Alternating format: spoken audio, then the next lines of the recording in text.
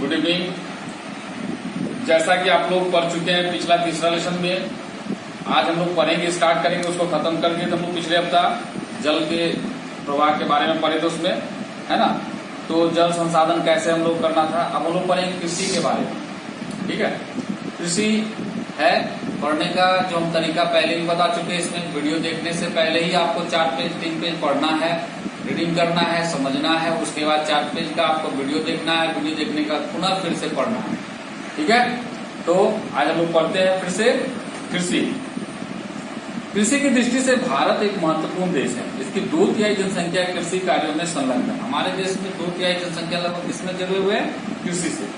कृषि एक प्राथमिक क्रिया है जो हमारे लिए अधिकांश खाद्यान्न उत्पन्न करती है। कृषि क्या है? तो प्राथमिक क्रिया है जो हमारे लिए अधिकतर क्या उत्पन्न करती है? खाद्यान्न। खाद्यान्नों के अतिरिक्त यह विभिन्न उद्योगों के लिए कच्चा माल भी पैदा करती है। साथ साथ हम लोगों को खाने वाला अनाज उत्पन्न तो करता ही करता है, साथ ही साथ क्या करता है हम लोगों के लिए? तो कई उद्योगों के लिए कच्चा माल भी। इसके अतिरिक्त कुछ उत्पाद जैसे चाय, कॉफी, मसाला इत्यादि का भी निर्यात किया जाता है। मतलब हमारे यहाँ से दूसरे जगह इसका क्या होता है? निर्यात होता है।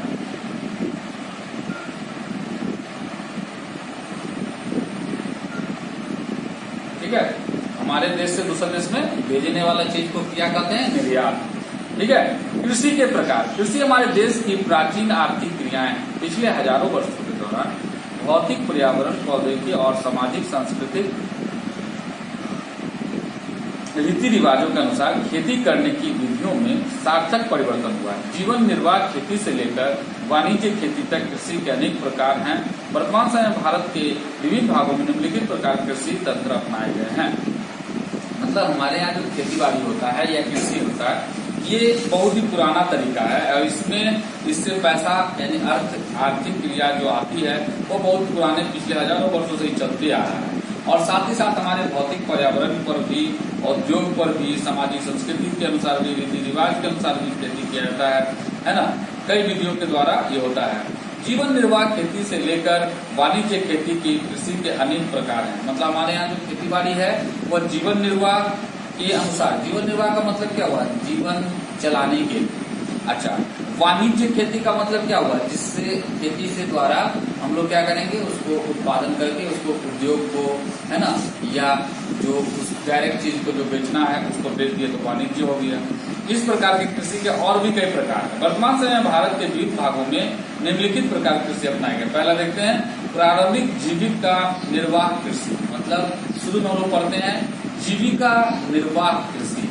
इस प्रकार की कृषि भारत के कुछ भागों में अभी भी की जाती है। अभी भी कई ऐसे क्षेत्र हैं जहाँ पे सिर्फ अपने जीने के लिए ही खेती होता है। प्रारंभिक जीवन निर्वाह कृषि भूमि के छोटे टुकड़ों पर आधुनिक कृषि औजारों जैसे लकड़ी के हल, दाव और खुदाई करने वाले छड़ी तथा परिवार अथवा समुदाय श्रम की मदद से की जाती है।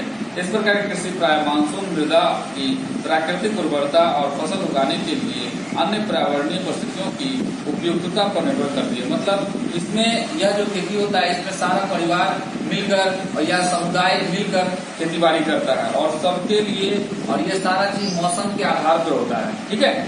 यह कर्तन दहन प्रणाली है। तो क्या कहता है? कर्तन दहन प्रणाली कृषि है। किसान जमीन के टुकड़े साफ करके उन पर अपने परिवार के भरण पोषण के लिए अनाज व अन्य खाद्य फसलें उगाते हैं। ये क्या करते हैं कृषि पे? तो जमीन को साफ करते हैं पेड़ पौधा काट के और उसके बाद उस पर खेती बाड़ी करते हैं जो खाद्य फसल होता है, मतलब जिसको खाने वाला अनाज करते हैं।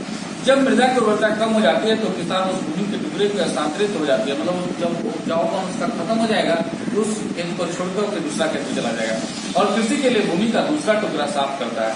कृषि के इस प्रकार के हस्तांतरण से प्राकृतिक प्रक्रियाओं द्वारा मिट्टी की उर्वरता शक्ति बढ़ जाती है।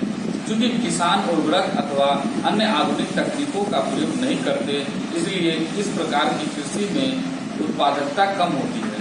क्योंकि इसमें यह किसी प्रकार का जो है यानी उसमें आधुनिक तकनीक उपयोग नहीं करते हैं, उर्वरक का उपयोग नहीं करते हैं, तो इस मिट्टी में उर्वरक शक्ति जो है थोड़ा कम होता है और उत्पादकता भी कम होता है। इसी कारण देश के विभिन्न भागों में इस प्रकार की कृषि को विभिन्न नामों से जाना जाता है और इस तरह की खेती को अलग अलग स्थानों पे अलग अलग नामों से जाना जाता है। उत्तर पूर्वी राज्यों में असम, मेघालय, मिजोरम और नागालैंड में इसको झूम कहा जाता है। इस प्रकार की कृषि क्या कहता है?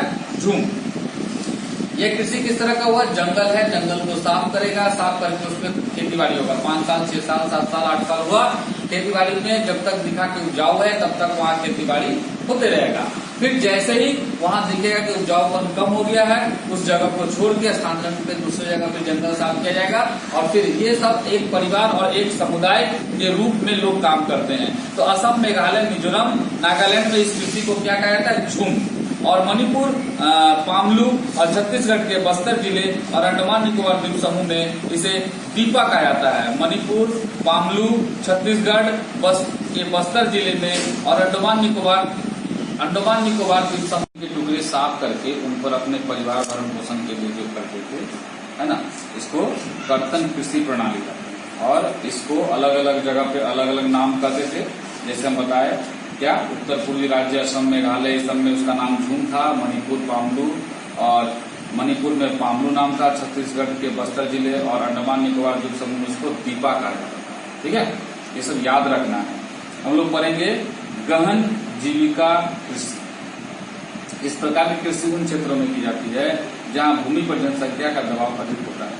यह श्रम गहन खेती है जहाँ अधिक उत्पादन के लिए अधिक मात्रा में जैव रासायनिक निवेशों और सिंचाइयों का प्रयोग किया जाता है। मतलब गहन जीविका कृषि जो है यहाँ पे बोला, इस प्रकार कृषि कब होता है? जब उन क्षेत्रों में की जाती है जहाँ भूमि पर जनसंख्या का दबाव होता है। ठीक है, यह श्रम गहन खेती है। श्रम गहन का मतलब हुआ मजदूर और एक साथ बहुत सारा मजदूर मिलकर जो खेती करते हैं, जहाँ अधिक उत्पादन के लिए अधिक मात्रा में जैव रासायनिक निवेश, मतलब जहाँ पे कई मान लो कि कृषक जो है एक साथ काम करते हैं, साथ में उसमें ज्यादा मात्रा में उत्पादन के लिए रासायनिक खाद्यान्न या रासायनिक उर्वरक का उपयोग होता है, सिंचाई का भी प्रयोग किया जाता है, तब होता है।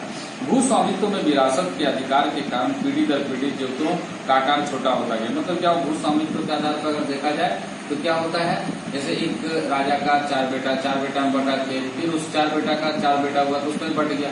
इस तरह से जोतों का जो आकार है वो छोटा होते चला गया और लाभप्रद होता जा रहा है। और किसान वैकल्पिक रोजगार न होने के कारण सीमित भूमि से अधिकतम पैदावार लेने की कोशिश करते हैं। अतः कृषि भूमि पर बहुत अधिक दबाव है। इस तरह से कृषि भूमि पर बहुत ज्यादा दबाव है। वाणिज्यिक कृषि, इस प्रकार की कृषि के मुख्य लक्षण आधुनिक निवेशों जैसे अधिक पैदावार देने वाले बीजों, रासायनिक उर्वरकों और कीटनाशकों के प्रयोग से उच्च पैदावार प्राप्त करना है। कृषि के वाणिज्यीकरण का स्तर विभिन्न प्रदेशों में अलग अलग है। उदाहरण के लिए हरियाणा और पंजाब में चावल वाणिज्य की एक फसल है, परंतु उड़ीसा में यह एक जीविका का फसल है। मतलब हरियाणा और पंजाब में जो है उच्च स्तर के चावल होता है, इसलिए वहाँ वाणिज्य की फसल है कौन? चावल। परंतु उड़ीसा में यह जीविका का फसल, मतलब खाते हैं लोग ज्यादा वहाँ पे, इसलिए वहाँ पे जीविका के लिए उगाते हैं चावल। रोपण कृषि भी एक प्रकार का वाणिज्यिक खेती है। इस प्रकार की खेती में लंबे चौड़े क्षेत्र में एकल फसल बोई जाती है। रोपण कृषि उद्योग और कृषि के बीच एक अंतर आपृष्ट है। रोपण कृषि व्यापक क्षेत्र में की जाती है जो अत्यधिक पूंजी और श्रमिकों की सहायता से की जाती है। इससे प्राप्त सारा उत्पादन उद्योग में कच्चे माल के रूप में प्रयोग होता है। रोपण कृषि का मतलब यहाँ पे जितना भी होगा उसमें श्रमिक का भी सहायता ज्यादा होता है, पूंजी भी ज्यादा लगता है और ये सारा उत्पादन उद्योग के कच्चे माल के रूप में उपयोग होता है। भारत में चाय, कॉफी, रबर, गन्ना, केला इत्यादि महत्वपूर्ण रोपण फसल है। असम और उत्तरी बंगाल में चाय, कर्नाटक, कॉफी वहाँ की मुख्य रोपण फसलें हैं। चूंकि रोपण कृषि में उत्पादन बिक्री के लिए होता है, रोपण कृषि मुख्यतः किसके लिए होता है? तो बिक्री के लिए होता है। इसलिए इसके विकास, परिवहन और संचार साधन से संबंधित उद्योग और बाजार महत्वपूर्ण योगदान देते हैं। मतलब इसका ज्यादा, इसके लिए कौन सा महत्वपूर्ण उपयोग होता है? तो जब ये उत्पादन हो गया तो उसका इसको बेचना है, तो बेचने के लिए जाना होगा, इसलिए परिवहन और कोई संचार साधन रहेगा, मतलब टेलीफोन, मोबाइल का उपयोग होगा तो सही पता चल जाएगा कि हाँ वहाँ बिक रहा है, बाजार में क्या रेट चल रहा है, ये सब सारा चीज का। सस्य प्रारूप, आपने भारत की भौतिक विविधताओं और संस्कृतियों की बहुलताओं के संबंध में अध्ययन किया है।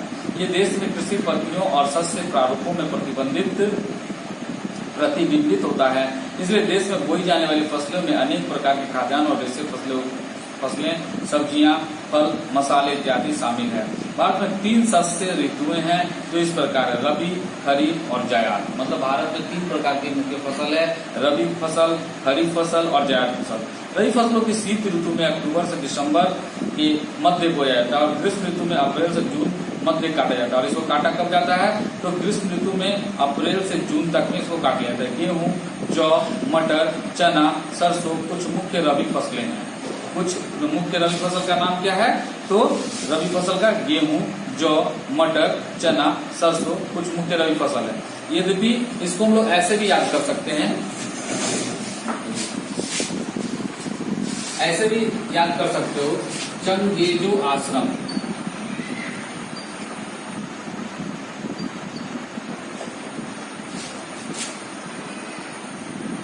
ठीक है, चंगेजो आश्रम। ठीक है, जौ मतलब हो गया चना, ग मतलब हो गया गेहूं, जो मतलब तो जौ ही होता है, आ मतलब हो गया आलू, स मतलब सरसों, र मतलब राई और म मतलब मटर। जो अभी हम लोग पढ़े यहाँ पे क्या कि ये गेहूं रबी फसल है ना। यहाँ पे तुमको गेहूं, जौ, मटर, चना, सरसों ये सब रबी फसल है। हम लोग जाने कि चना, गेहूं, जौ, आलू, सरसों, र से राई और म से मटर। तो इसको हम लोग याद कर लिए क्या, ये चंगेजो आश्रम मतलब ये रबी फसल। तो इस तरह से हम लोग इतने सारे नाम जान गए कि ये रबी फसल है। अन्य क्या है, इसके अलावा जो फसल हमको दिखाई देगा वो दो फसल में आ जाएगा। एक आएगा क्या तुम्हारा खरीफ या जायद। ठीक है, तो अब हम लोग देखते हैं इसमें, इसको याद कर लेना जब हम ट्रिक बताए।